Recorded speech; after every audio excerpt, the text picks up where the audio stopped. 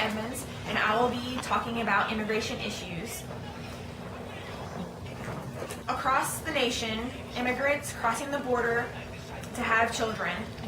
This is a big issue for many people in the United States. There are cases where women will come across the border, wait around in the clinics just to have the children in the United States, for the simple reason that their children will become U.S. citizens, and this should not be allowed. We all know that when you have kids, that their medical bills, who pays for these medical bills? U.S. citizens pay tax dollars that pay for these medical bills. Medical bills are written off because of indigenous funds set up especially for these cases. Many border states, like Texas and California and Arizona, separate the children from their mother if they're illegal. More than 5,000 children of immigrants are languished in state foster care nationwide because their parents were living in the United States illegally and were detained or deported by federal immigration authorities. Foster cares get their funding from state and federal. Grants may also be given to help fund foster homes. Children in foster care who live in Texas receive Star Health Program insurance. Children cannot be adopted because the parent won't sign over their rights, and in some cases, parents have been charged for child abandonment. Another big issue is immigrants dipping into financial assistance. Immigrants should not be able to get financial assistance from the United States government because they are not citizens. Financial assistance includes government assistance programs such as food stamps and WIC and subsidized housing. Immigrants receive these government assistance programs by falsifying documents such as place of address and income statements. Housing projects. A high number of immigrants live in subsidized housing due to their lack of education. An immigrant who has not graduated high school is in a high percentage of 80% who access the welfare system. I myself receive school assistance such as FAFSA, which takes illegal immigrants also falsify tax documents to receive FAFSA aid, which takes away from those who are U.S. born citizens. An aunt of mine who worked at UTEP in El Paso, Texas, and she saw many people abuse the system by lying about how much they made. Tuition. Illegal immigrants using false residence means that they can pay in-state fees.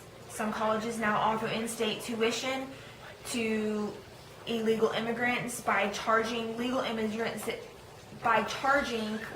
U.S. citizens out-of-state tuition for their legal residence if their legal residence is in a different state. Many students who pay for college themselves take out student loans, which means that if illegal immigrants are allowed to access student loans, this also means that U.S. citizens are losing the chance to have money for college. Students have to take out student loans and have to pay back with high interest rates.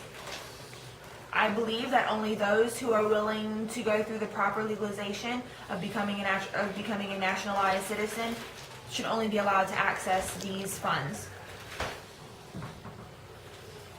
Lastly, Americans need to take a stand. Allowing these immigrants to live here illegally causes an economic problem. We, the citizens of the United States of America, pay into taxes. We also pay for Social Security and Medicaid, which I will never see Social Security, and neither will my children. Immigrants should not be able to access Medicaid. Increasing medical expenses include the new Obamacare that will go into effect, I'm pretty sure, sometime soon.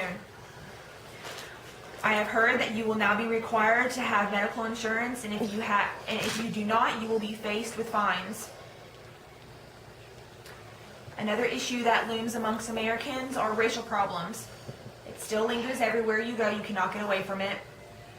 And negativity towards the Hispanic race. I myself, I am half Hispanic, and in high school I was called a wetback by a fellow teammate of mine.